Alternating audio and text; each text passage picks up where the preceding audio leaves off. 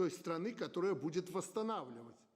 Таким образом, жесточайшая опасность в том, чтобы выйти на столкновение лоб в лоб с Китаем, Америке надо было здесь разобраться. Европа, Россия, Украина, Беларусь, пошло-поехало. И началось это как минимум, вы помните, с Майдана. И не последнего, а предыдущего перед последним Майданом. Им надо было с Украиной, с Белоруссией разобраться, чтобы потом разбираться с Россией.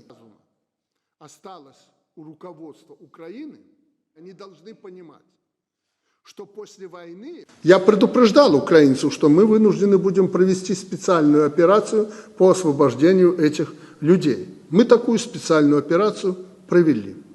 И всех наших людей освободили. Я не вникаю в детали, на то это и специальная операция, но... Иван Станиславович, надо всех ребят, которые проводили эту специальную операцию, представить к государственным наградам. Блестяще провели, что даже вы не заметили. Что после войны не может быть переговоров без участия Беларуси.